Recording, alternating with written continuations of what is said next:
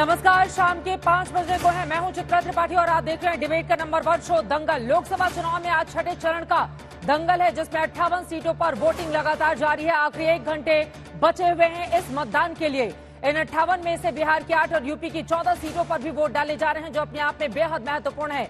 यानी ये लड़ाई सिर्फ 22 सीटों की नहीं, बल्कि 2024 के लिए दिल्ली जाने का रास्ता भी तय करने वाली है। यूपी बिहार की इन 22 सीटों का खासतौर पर जिक्र होगा, जहां पर एनडीए के लिए पिछली बार बड़ी और कड़ी चुनौती जरूर प्रस्तुत हुई थी, लेकिन उसके बावजूद बीजेपी ने वहां पर कमाल कर दिया था। लेकिन इस बार की स्थिति क्या रहेगी, यह बड़ा सवाल है। 7वें चरण यानी आखिरी चरण में भी बिहार की 8 और यूपी की 13 सीटों पर वोट डालने जाने हैं। इसीलिए पूर्वांचल में हो रही आज की वोटिंग का असर अगले चरण पर भी पड़ सकता है।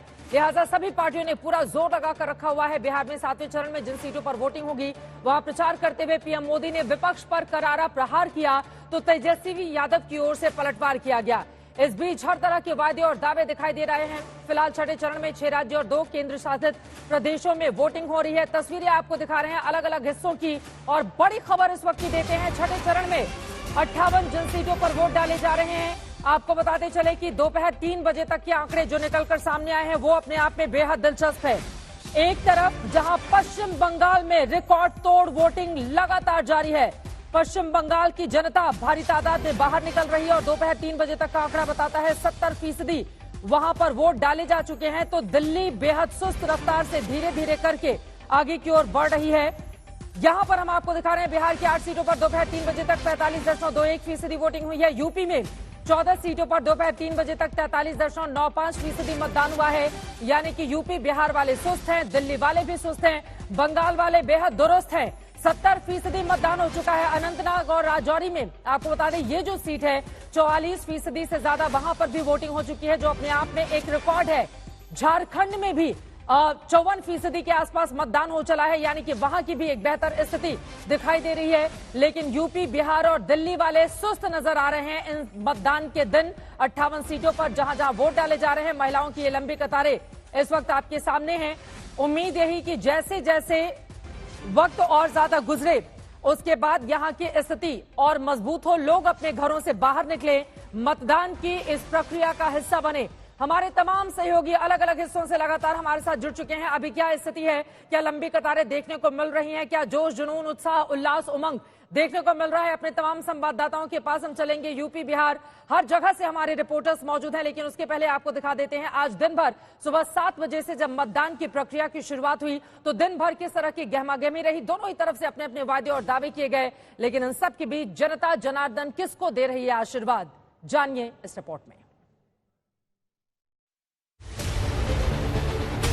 चुनाव के 7वें चक्रव्यूह से पहले ये लड़ाई छठे फेज की है, जहां बिहार में लोग ईवीएम का बटन दबाकर अपने पसंदीदा उम्मीदवार और पार्टी के खाते में वोट डाल रहे हैं। वैशाली, वाल्मीकि नगर, पूर्वी चंपारण, पश्चिमी चंपारण, शिवहर, सीवान, गोपालगंज और महाराजगंज में लोग लोकतंत्र के महापर्व का जश्न मना रहे हैं। बिहार की 40 लोकसभा सीटों में से 8 सीटों पर आज वोटिंग हो रही है। उधर छठे फेज के वोट अभी पढ़ ही रहे हैं कि पीएम मोदी ने 7वें फेज का दांव चल दिया। बिहार की धरती से सीधे सीधे आरजेडी और कांग्रेस पर करारा वार किया। बिहार के गरीबों को लूटकर नौकरी के बदले जमीन लिखवाई है।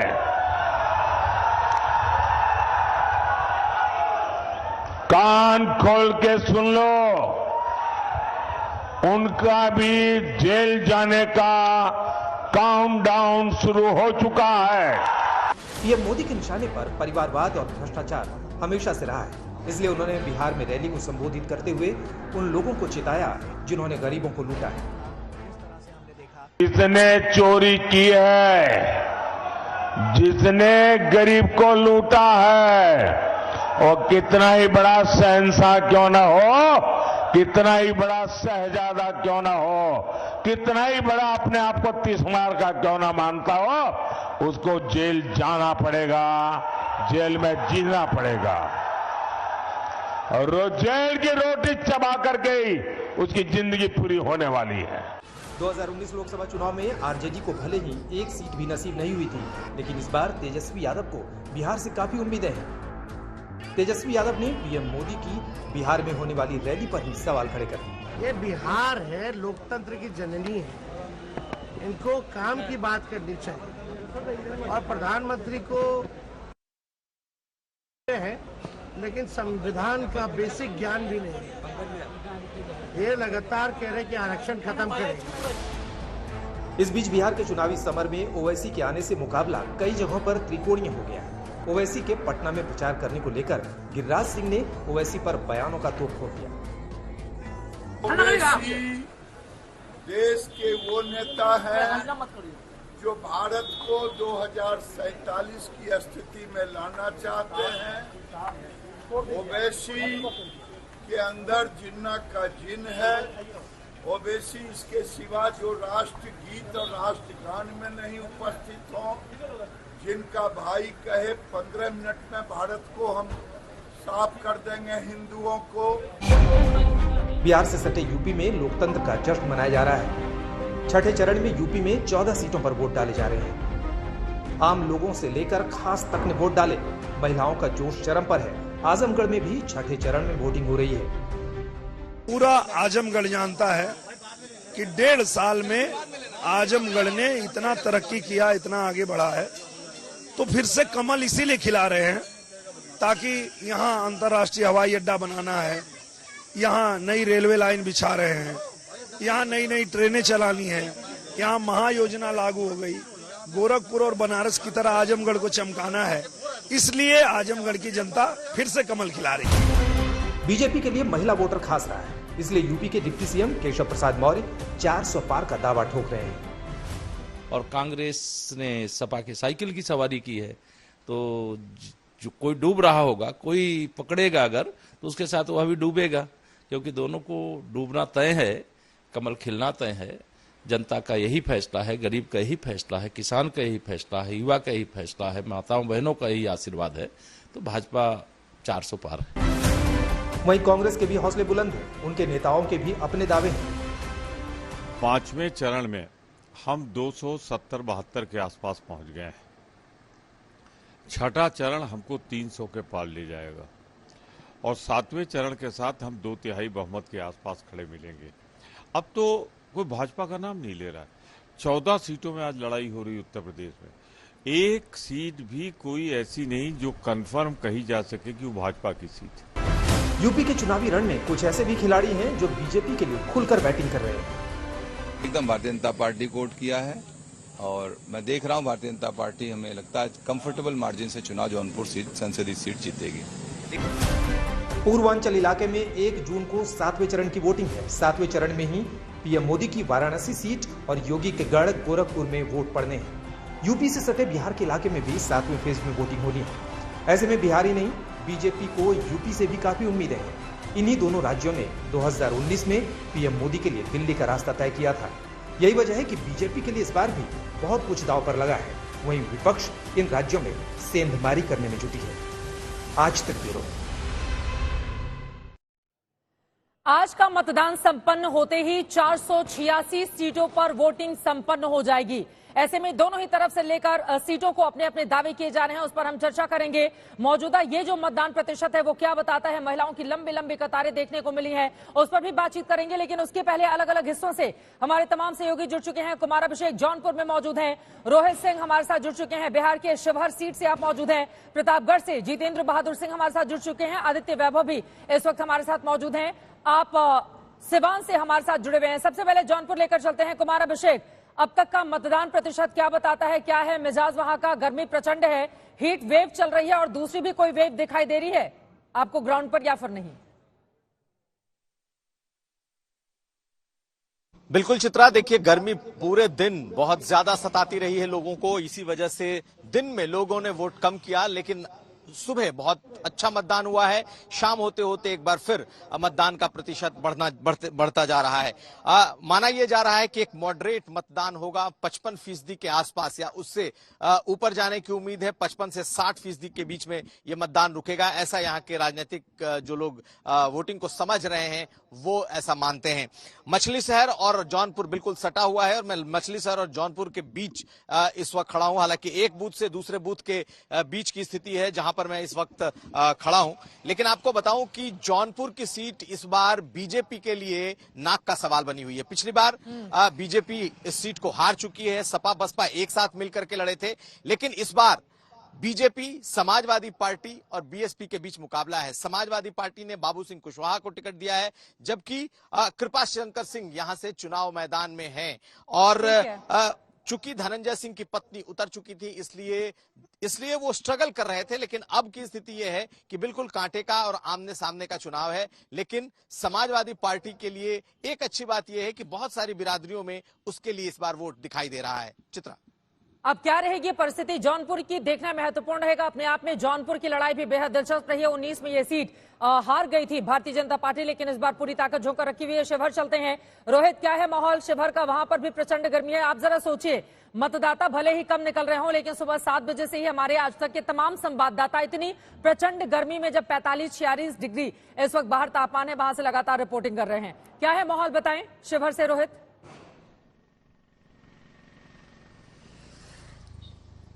जी चित्रा, बिल्कुल गर्मी तो बहुत ज्यादा है और इसका असर जो है वो वोटिंग पैटर्न पर भी देखने को मिलता है। किस तरीके से सुबह के वक्त जो है थोड़ा वोटिंग जो है वो तेज रहती है 7 से 9 बजे के बीच में, उसके बाद अचानक से लगता है कि सब कुछ ठंडा पड़ गया हो, लेकिन शाम होते होते 4-5 बजे के बाद फिर से वोटिंग जो है थोड़ी सी रफ्तार पकड़ लेती है। इसीलिए 3 बजे तक के जो आंकड़े हमारे पास आए हैं उसके मुताबिक अभी तक 45% वोटिंग बिहार में हुई है 8 सीटों को मिलाकर।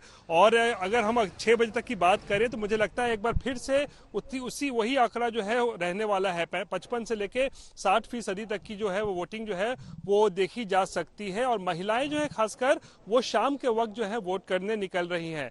और इस बार का भी जो देखिए ट्रम्प कार्ड जो होता है ना, वो महिलाओं को ही कहा जा रहा है, जो कि साइलेंट वोटर्स हैं। किस तरह वोट करेंगी नहीं करेंगी वो किसी को बताती नहीं है। और शिवहर की बात कर लें तो 2 महिलाओं के बीच में ही टक्कर। लवली आनंद जेडीयू बनाम आरजेडी से जो है वो है आपको ऋतु जायसवाल, जो कि वैश्य समाज से आती है और वैश्य बहुल इलाका भी है यहाँ पर। तो ऐसे में दोनों महिलाओं के बीच में ही जबरदस्त टक्कर है। और लवली आनंद, जैसा कि हम सुबह भी बात कर रहे थे, वो आरजेडी में पहले थी, चेतन आनंद भी आरजेडी से विधायक थे, लेकिन ठीक जब सत्ता बदली है बिहार में तो लवली आनंद भी जेडीयू में आ गई, आरजेडी छोड़कर चेतन आनंद भी आ चुके हैं एनडीए में। तो ऐसे में अब एनडीए की तरफ से लवली आनंद को यहाँ से उम्मीदवार बनाया गया है। आनंद मोहन भी एक बहुत बड़ा फैक्टर है, बाहुबली से छवि है उनकी, और वो भी यहाँ पर उन्होंने काफी प्रचार किया है। तो अब दोनों महिलाओं के बीच में कड़ी टक्कर इस बार है। चित्रा, ठीक है, अब जितेंद्र बहादुर सिंह के पास जल्दी से प्रतापगढ़ चलते हैं। वहां पर राजा भैया के प्रभाव वाला वो पूरा प्रतापगढ़ कुंडा का इलाका है। इस बार वो समाजवादी पार्टी के खेमे में चले गए, लेकिन फिलहाल ये बताइए वोटिंग की स्थिति क्या रही? अभी भी कतारें दिखाई दे रही हैं, तो माना जा सकता है प्रतापगढ़ में जबरदस्त वोटिंग हुई है क्या जितेंद्र?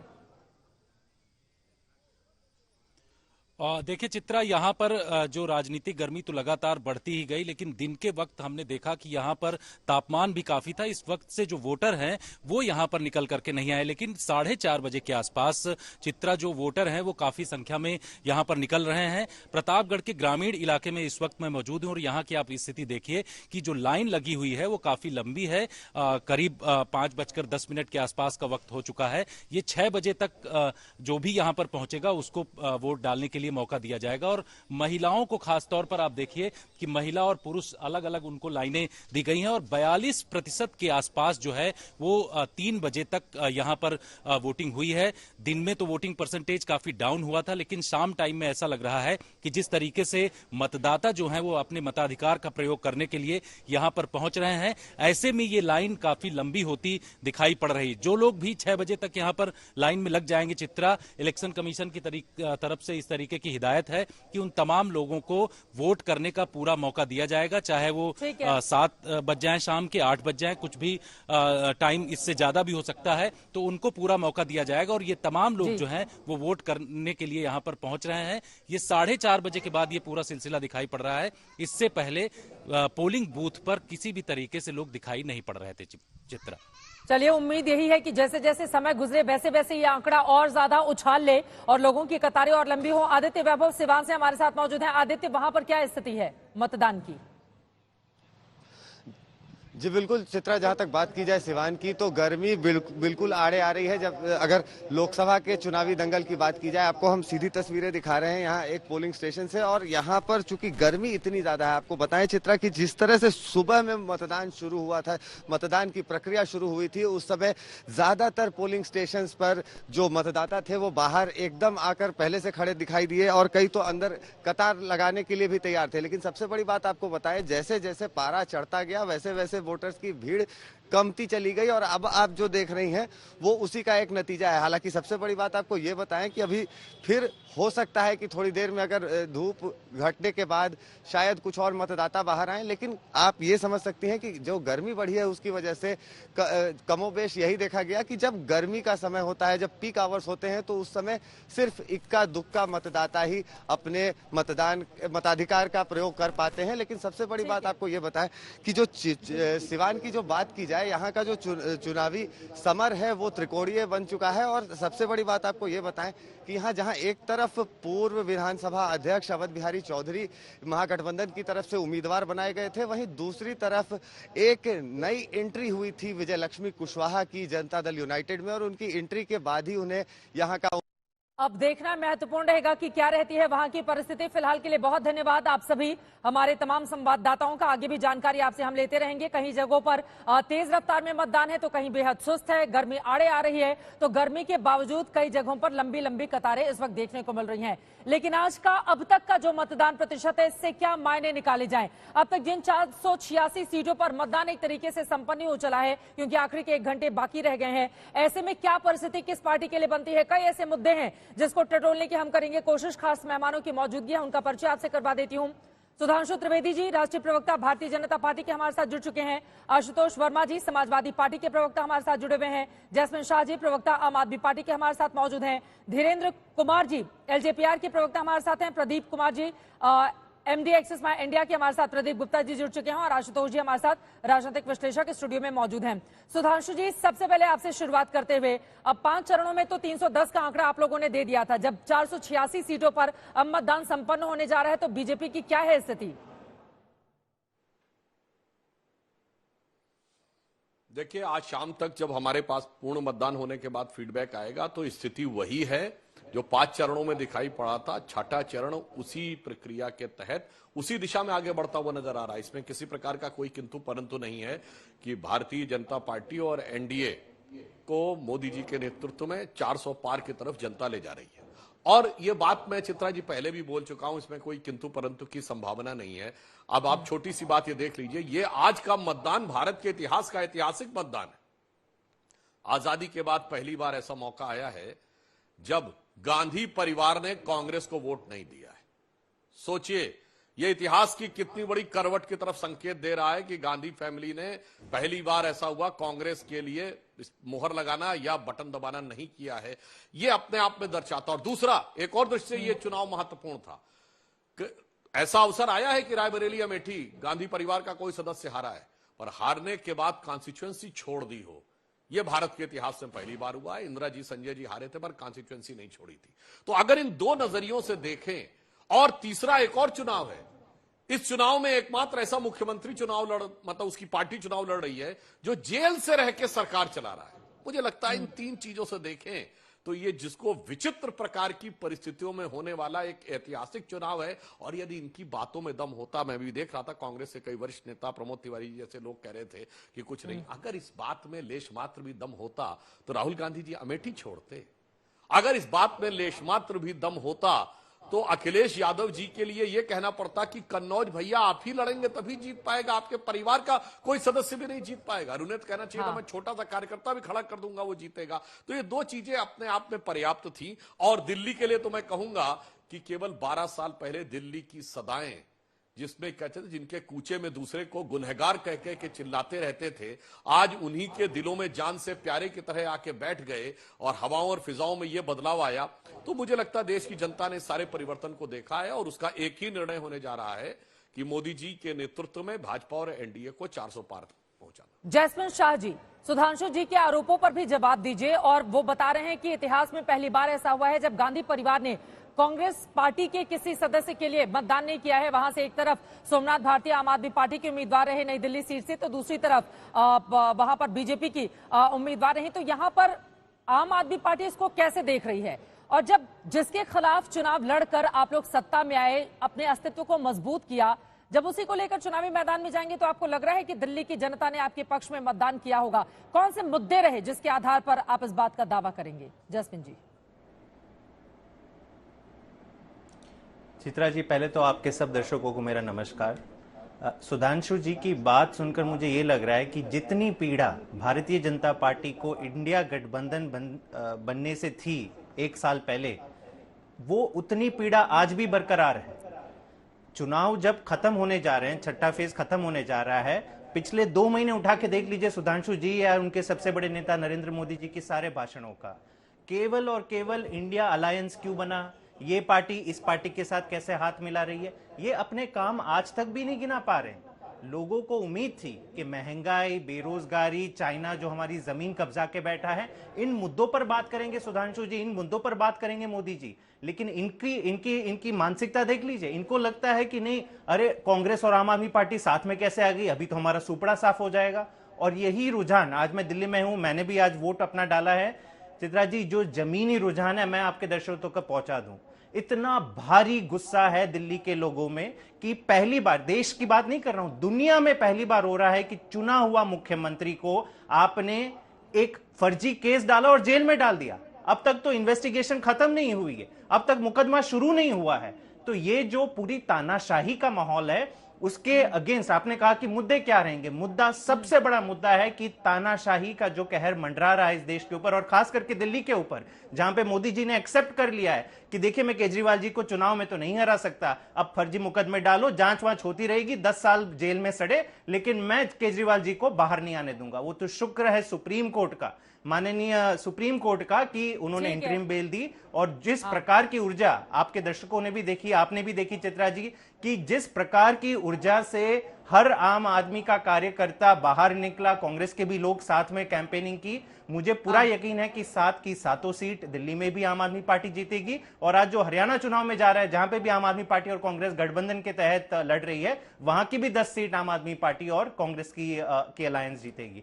लेकिन आज इनकी दुख और दर्द मेरे ख्याल से ये नोट करानी चाहिए कि इनकी सबसे बड़ी दुख यही है कि इंडिया अलायंस कैसे बन गया। आम आदमी पार्टी आपका गठबंधन है ना यहाँ पर, इंडिया अलायंस का। ठीक है, इसको दुरुस्त करते हुए सुधांशु जी 2 लाइन में, उसके बाद प्रदीप जी मैं फौरन आपके पास आ रही हूँ। आशुतोष वर्मा जी भी हमारे साथ हैं। सुधांशु जी जवाब देना चाह रहे हैं। मैं 2 ही लाइन में जवाब दे रहा हूं, बस 2 लाइन में। जैस्मीन शाह जी ने कहा कि यहां पे बड़ा गुस्सा उनको दिल्ली में दिखा, और मैं दर्शकों से कहूंगा अभी अगले चरण में पंजाब का चुनाव है, वहां गुस्सा कांग्रेस और आम आदमी पार्टी का एक दूसरे के खिलाफ दिखेगा।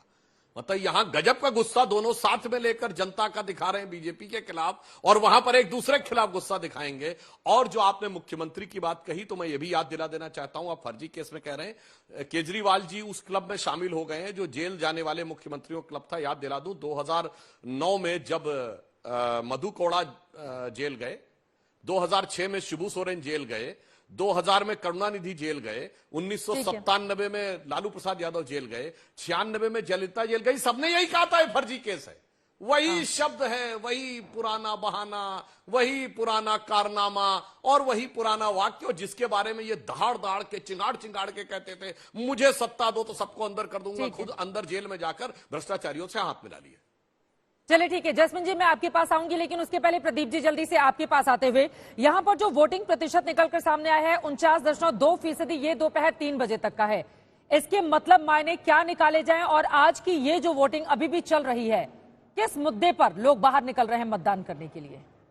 देखिए चित्रा जी, मैं आपके दर्शकों आपको बता दूं कि हमने जो स्टडी की लगातार पिछले 5 चरणों में, ये पाया कि जो 3 बजे तक का मतदान आप लोग जो बताते हैं, इलेक्शन कमीशन जो बताता है, उसमें 15% और जोड़ दीजिए उस राज्य में, तो फाइनली अमूमन उसके इर्द गिर्द ही रहता है।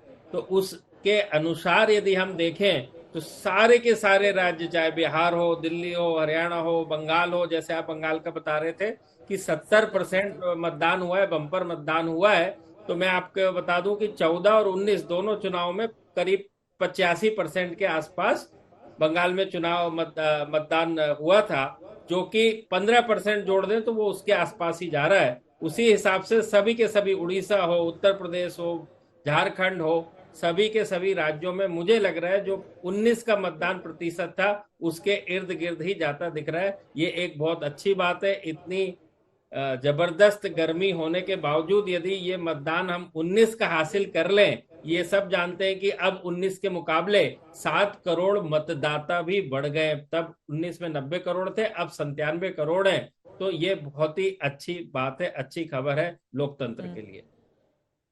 मुद्दा कौन सा रहा इसके बारे में मैं आपसे आगे जानूंगी, लेकिन उसके पहले आशुतोष वर्मा जी के पास जल्दी से जाते हुए, अब आशुतोष जी देखिए, कल मैं कोलकाता में थी, अलग अलग हिस्सों से रिपोर्टिंग करने आई, वहां पर भी बड़ी प्रचंड गर्मी है, लेकिन उसके बावजूद पश्चिम बंगाल के लोग 70% से ज्यादा निकलकर मतदान कर रहे हैं दोपहर 3 बजे तक। अब उत्तर प्रदेश में उस तरह का माहौल बीजेपी हो चाहे आपकी पार्टी हो, क्रिएट क्यों नहीं कर पाई? अभी भी मतदान प्रतिशत यहां पर उत्तर प्रदेश का यही दिखा रहा है, देखिए 43.95%। और कौन सा मुद्दा है जिसके आधार पर समाजवादी पार्टी अपना दम दिखा रही है आज, आशुतोष जी? नहीं चित्रा जी, देखिए मुद्दा तो पहले दिन से ही डिसाइडेड था कि भारतीय जनता पार्टी ने कितनी भी कोशिश करी मुद्दे को टहलाने के लिए, कभी राम मंदिर पे लेके गए, कभी मंगलसूत्र पे लेके गए, लेकिन इस देश की जनता ने बहुत ही साइलेंटली और बहुत ही अच्छा चुनाव पहले चरण से लड़ा है। और मैं मानता हूं कि मुद्दा इस समय इस देश के नौजवानों का है, उनकी बेरोजगारी का है, बढ़ती हुई महंगाई का है। और अब तक के इतिहास में सबसे अच्छा चुनाव ये चल रहा है कि मुद्दे आधारित चुनाव चल रहे हैं। इस बार जनता कुछ नहीं सुन रही है। आप मंगलसूत्र बोलिए, आज तो कहीं हमने सुना कि प्रधानमंत्री ने मुजरे उजरे की बात भी शुरू कर दी है। मतलब प्रधानमंत्री की लगातार गिरती हुई जो भाषा शैली है वो खुद बता रही है कि किस प्रकार से भारतीय जनता पार्टी में दहशत फैली हुई है, कि सबकी भाषा बदल गई। अभी मैं सुन रहा था, भारतीय जनता पार्टी के प्रवक्ता बता रहे थे कि पहली बार ऐसा हुआ है कांग्रेस खुद को वोट नहीं कर रही। मतलब गजब हास्यास्पद है। अरे जनता पार्टी बनी थी, मोरारजी देसाई कांग्रेस पार्टी छोड़ के जनता पार्टी में आए थे, तो क्या कांग्रेस ने कहा कि पहली बार ऐसा हुआ है कि मोरारजी भाई ने कांग्रेस को वोट नहीं दिया है? अरे प्रधानमंत्री बन गए। अरे क्या तर्क आप लोग बोलने लगते हो? टीवी पे कुछ भी बोलना है, लेकिन पहली बार जनता ने आपको समझाया है कि मुद्दों पर रह के अगर आप चुनाव लड़ेंगे तो हम किस प्रकार से सत्ता उखाड़ेंगे, वो आपको दिखा रहे हैं। आज जो उत्तर प्रदेश में 14 सीटों पे है, उसमें पहले ही भारतीय जनता पार्टी की हालात पस्त है। हम पिछली बार पहले भी 5 सीटों में आजमगढ़, अंबेडकर नगर, श्रावस्ती, लालगंज और जौनपुर इनको हरा चुके थे। और इस बार लगभग उन सीटों के अलावा 3 सीटें और ऐसी हैं जहां पे भारतीय जनता पार्टी का सुपड़ा साफ हो रहा है। सपा को प्रशासन लेकर पूरी कोशिश कर रहा है। वर्मा जी, जो 5 आप गिना रहे हैं, 4 तो बीएसपी को चली गई थी और फिर 4 दिन के बाद उन्होंने अलग कर लिया अपने आप को। कैसे समझाएंगे लोगों के बीच में, आशुतोष जी? हाँ, सपा के पास तो आजमगढ़ की ही सीट थी ना एक। अरे चित्रा जी, देखिए ऐसी बात होती है ना कि सपा के वोटर भी तो वहीं पे वोट करेंगे जहां पे गठबंधन होगा। ऐसा थोड़ी है कि अपना दल का गठबंधन में खाली अपना दल का वोटर होता है और भाजपा का होता नहीं। ये कौन सा तर्क आपने दिया है? अरे फिर वो छोड़कर चली गई ना 4 दिन के बाद। आशुतोष जी, इस वजह से तर्क बताना पड़ता है। एक साथ 5 सालों तक आप लोगों ने संघर्ष नहीं किया ना जनता के मुद्दे पर। वो जैसे ही रिजल्ट आया, मायावती जी ने समाजवादी पार्टी को छोड़ दिया। तर्क हो सकता है, ये तर्क नहीं है, सच्चाई है। अरे ये सच्चाई है। आपको मैं सच्चाई बता रहा हूँ। इस बार जनता इस बात को देख ही नहीं रही है। देखिए, इस देश में जब भी सरकारें गिरती हैं, वो कभी कहीं ना कहीं जो सिटिंग एंटी इनकम्बेंसी है उसके खिलाफ होती है। चाहे वो मनमोहन सिंह की 10 साल की सरकार गिरी हो और चाहे ये गिरने जा रही है। जनता ने ये ठान लिया है कि इनको कुर्सी पर नहीं आने देना है। ठीक है। जिस प्रकार से इन्होंने पिछले 10 साल देश की स्थिति करी है और जिस प्रकार से इन्होंने उस पर ठाका लगाया है, चाहे आज नोटबंदी की बात नहीं करते हैं। आज क्यों नहीं नोटबंदी की बात करते हैं? और आप तो खुद बोलते हैं कि टेम्पो से काला धन आ रहा है। अरे जब काला धन आपने खत्म कर दिया तो कहां से आ गया काला धन? आप क्यों नहीं मणिपुर की बात करते हैं, महिला सुविधा की बात नहीं करते हैं, आप बेरोजगारी की बात नहीं करते हैं, 2 करोड़ हर साल नौकरियों की बात नहीं करते हैं, लेकिन आप मंगलसूत्र की बात करते हैं। ठीक है, है, तो बहुत खतरनाक है। मैं आ रही हूँ आपके पास। धीरेन्द्र जी आपके भी पास, लेकिन सुधांशु जी उसके पहले उनके आरोपों पर जवाब दीजिए। वो कह रहे हैं 4 जून को बीजेपी जा रही है। मुझे लगता है शायद आशुतोष वर्मा जी अपनी पार्टी के लोगों की बात भूल जाते हैं, ये मुद्दों की बात कर रहे हैं। एक हिंदी में कहावत होती है, खुला खेल फर्रुखाबादी। तो फर्रुखाबाद से इनकी प्रत्याशी ने तो वोट जिहाद बोल दिया था, तो एकदम खुला खेल हो गया। भैया हमने बोला या आपने बोला? ये बताइए, यूपी चुनाव में जिन्ना का विषय हम लाए, अखिलेश जी लाए? आपके सांसद मरहूम शफीकुर रहमान बर्क, मेरे दिल में तालिबान है, हमने बोला कि उन्होंने बोला? एसटी हसन अभी बोले हैं, आपके पूर्व सांसद, अभी भी सांसद हैं एसटी हसन, इन्होंने कहा था कि 4 शादियां नहीं कर पाओगे। भैया ये विषय आप लाते हैं, क्योंकि महंगाई पे मैं आपसे कहूंगा आशुतोष वर्मा जी, आप पढ़े लिखे व्यक्ति हैं, आपके जो दूसरे लोग आते हैं वो तो अजीबोगरीब बात करने लगते हैं। महंगाई की दर इस समय कितनी है? 5%। रिजर्व बैंक कहता है 5% से नीचे स्वस्थ महंगाई की दर होती है। अब चुनौती से कहता हूं, कांग्रेस शासनकाल के 5 साल बता के जाइएगा जब 5% से कम महंगाई की दर हो।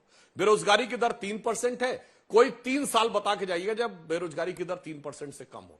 तो मुद्दों पे बात करने के लिए अभी मैं बोलूंगा तो बहुत सारा समय लगेगा कि 25 करोड़ लोगों को बेरोजगारी, उस एक्सट्रीम पॉवर्टी से बाहर निकाला, 11 करोड़ घरों को शौचालय दिया, 16 करोड़ घरों को नल से जल दिया, 54 करोड़ लोगों को जनधन योजना से जोड़ा, 50 करोड़ लोगों को आयुष्मान भारत योजना से जोड़ा, 5वीं बड़ी अर्थव्यवस्था बनाया, 4था बड़ा स्टॉक चेंज बनाया, 3रा बड़ा ऑटोमोबाइल मैन्युफैक्चरर बनाया, से 2रा बड़ा मोबाइल हैंडसेट का मैन्युफैक्चरर बनाया, चांद के अछूते कोने पे पहुंचाया मान्यवर, और भगवान राम का भव्य मंदिर भी बनवाया, और अबू धाबी में भी मंदिर बनवाया। जो कहते थे राम मंदिर बनेगा पेट्रोल नहीं मिलेगा, तो यूएई के साथ कॉरिडोर भी बनवाया।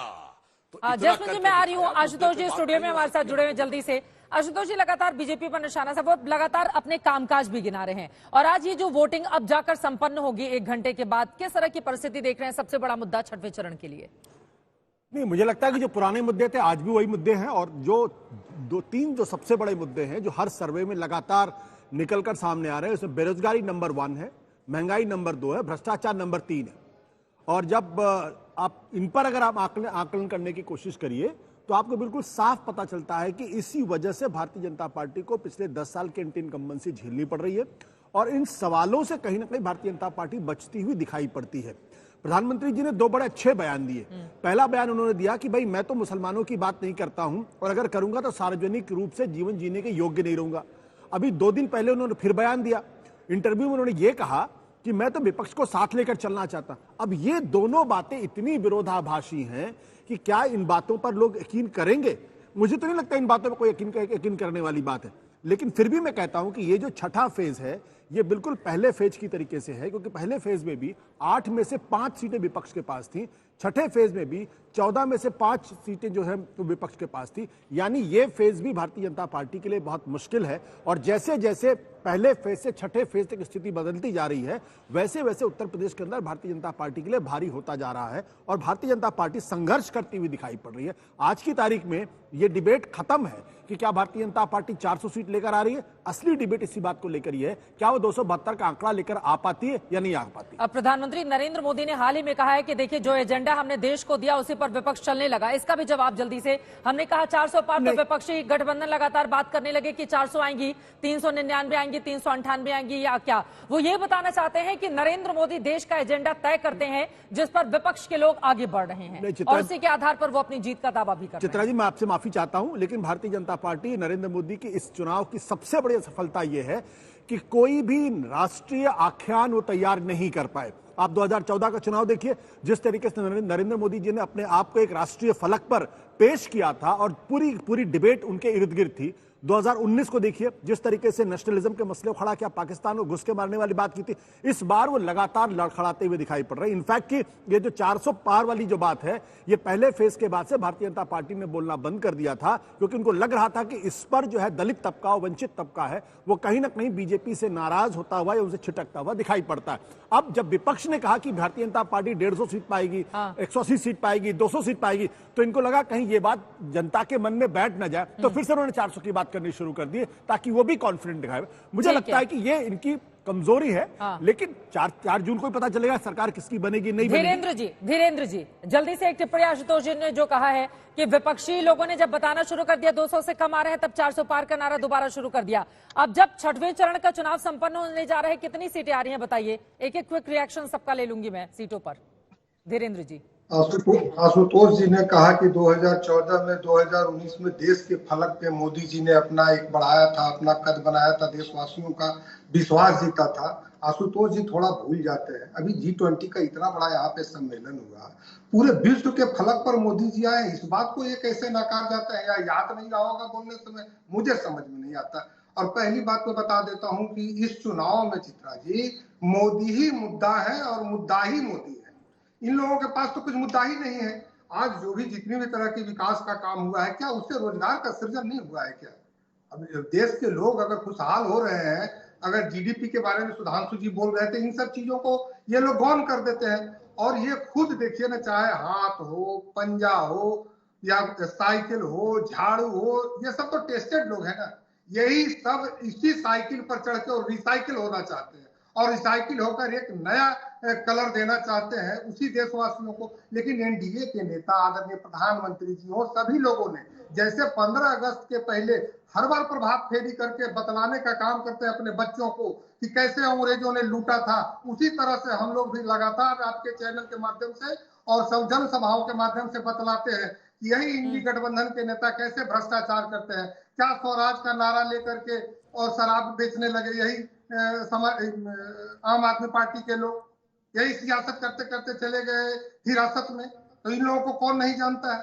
आज ये कलर ब्लाइंडनेस इन लोगों को हो गया है और दूसरों को तिरंगा का रंग बताने चले हैं। लेकिन देश के लोगों को मोदी जी पे भरोसा है, एनडीए की सरकार पे भरोसा है, उनके जीवन शैली में सुधार हो रहा है। और सबसे बड़ी जल्दी से आंकड़ा बता दीजिए, जल्दी से आंकड़ा बता दीजिए, 486 में से कितने आ रही हैं एनडीए को? बाकी लोगों से भी एक एक रिएक्शन ले लूंगी जल्दी से। मैं बहुत जरूरी चीज था चित्रा जी, मैं भूल भी गया था। पहले तो सभी देशवासियों को, राष्ट्रवादियों को मैं बधाई दे देता हूं कि लगभग 400 हम लोग पार करने वाले हैं। 10-5 सीट आगे पीछे होंगे।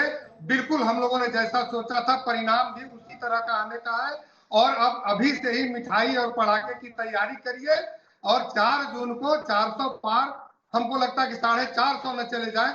और आशुतोष जी वगैरह को काफी तकलीफ होगी, लेकिन इनके राष्ट्रभक्ति पर मुझे कोई सवाल नहीं करना है। रोजगार के भी अवसर मिलेंगे और व्यापार के भी अवसर मिलेंगे, इसलिए चिंता की कोई बात नहीं। सुधांशु जी, 486 में से क्या है स्थिति? सहयोगी दल तो कुछ ज्यादा ही उछाल मार रहे हैं। देखिए, आपके इस पैनल में बैठे हुए 2 व्यक्तियों के माध्यम से मैं अपना उदाहरण देकर अपनी बात कहना चाहूंगा। 2014 में एक अंतर क्या था, आपके साथ आशुतोष जी भी थे, वो अलग हो गए। प्रशांत भूषण, शांति भूषण, किरण बेदी, कुमार विश्वास अलग हो गए और साथ में कौन आ गए? लालू प्रसाद यादव जी, डीएमके आ गई, सपा आ गई और झारखंड मुक्ति मोर्चा आ गया। और दूसरा, संख्या कितनी आएगी? तो मैं विनम्रता से कहता हूं, अभी तो आशुतोष जी या हमारे अन्य विपक्षी लोग बहुत बोल रहे थे 2014 में कितनों ने हमें 272 दिया था, जाके देख लीजिए, कोई सर्वे देता हो। 2019 में कितनों ने हमें 282 दिया था, 272 नहीं दे रहे थे साहब। एग्जिट पोल लिखता था आपके इस पैनल पे, प्रदीप गुप्ता जी बैठे हुए हैं, इन्होंने 303 दिया था। तो इनको इतनी आलोचना की गई थी कि जिस दिन चुनाव परिणाम आया, मुझे याद है वो भावुक हो गए थे। भावुक हो गए थे क्योंकि उन्होंने कहा था कि मेरे ऊपर आरोप लगाया गया था कि मैंने एग्जिट पोल मैनिपुलेट करने के लिए दिया है, पर वो हकीकत थी। इसलिए अभी 4 जून तक चांदनी, फिर अंधेरी रात इनके लिए। प्रदीप जी, जल्दी से 2 लाइन में। मैं कोई भी चुनाव आएंगे तो बड़ी सिंपल बातें बता दूं, दावे, वादे, आरोप प्रत्यारोप, वार पलटवार, ये तो सब होगा। लेकिन जनता ये देखती है कि उनके जीवन में कौन परिवर्तन लेके आने वाला है, सामने मुद्दे क्या हैं और उनके लिए विकल्प पार्टी और नेता के तौर पे कौन है, और जिनको भी वो उपयुक्त पाती है वो अपना नेता और सरकार चुन के देती है। आशुतोष वर्मा जी, इसके लिए 1 जून का बस इंतजार कीजिए एग्जिट पोल के लिए। आज तक पर एक्सेस माई इंडिया का यहाँ सिर्फ सीटें नहीं बताई जाती। एक बड़ी खबर आ रही है, उसका हमें रुख करना होगा। आंकड़े सामने आ गए हैं। बिहार में शाम 5 बजे तक 52.24% मतदान हुआ है। अलग अलग हिस्सों के अब तक के आंकड़े निकलकर सामने आए हैं। हरियाणा में 55.93%, अनंतनाग में जम्मू कश्मीर के 51.35%। अपने आप में रिकॉर्ड मतदान है ये अनंतनाग की सीट पर। झारखंड में 61.41%, दिल्ली में 53.73%, ओडिशा में तकरीबन 60%, उत्तर प्रदेश में 52% और पश्चिम बंगाल के लोगों ने शानदार बाजी मारी है। 78% मतदान, 77.99%। पश्चिम बंगाल की ये स्थिति है, यानी कि अब तक जितनी जगहों पर वोटिंग हुई है पश्चिम बंगाल में सबसे ज्यादा। आशुतोष वर्मा जी, जल्दी से आंकड़े से बताइएगा सर। एक लाइन में जल्दी से ले लेती हूँ आशुतोष जी। और नहीं, मुझे लगता है चित्रा जी, ये वोटिंग बहुत बढ़िया चल रही है। और आखिरी के 2 घंटे, क्योंकि भीषण गर्मी का उत्तर भारत का समय है, तो शाम को 4 से 6 के बीच में वोटिंग परसेंटेज बहुत बढ़ेगा। और मुझे लगता है कि इंडिया गठबंधन अपने डिसिसिव मार्ग पे पहुंच रही है और भारतीय जनता पार्टी के सारे जांचे खत्म हो जाएंगे। चित्रा जी, अभी एलजेपी के प्रवक्ता ने कहा कि आज ही मिठाई और लड्डू खा लेनी चाहिए। मेरे ख्याल से खा लीजिए आज ही, क्योंकि 4 जून को जब नतीजे आएंगे इंडिया गठबंधन लड्डू और ढोल पिटवाएगी। और आज हमें ठीक है, वक्त हमें इतने की इजाजत देता है। आप तमाम मेहमानों का बहुत धन्यवाद है हमारे साथ चर्चा का हिस्सा बनने के लिए। किसके दोनों हाथों में लड्डू रहता है और किसका लड्डू बनवाने के बावजूद पड़ा रह जाएगा, देखना महत्वपूर्ण रहेगा। कई बार इस तरह की परिस्थिति भी बनी है, लेकिन 486 सीटों पर मतदान खत्म होने जा रहे हैं। छठवें चरण के साथ ही आगे क्या रहेगी परिस्थिति, ये देखना रहेगा बेहद दिलचस्प। आपके इलाके में भी अगर हो रही है वोटिंग तो वोट डालने के लिए जरूर जाइए, थोड़ा समय अभी बाकी है। दंगल में इसी के साथ बस इतना ही। देश और दुनिया की तमाम खबरों के लिए आप देखते रहिए आज तक।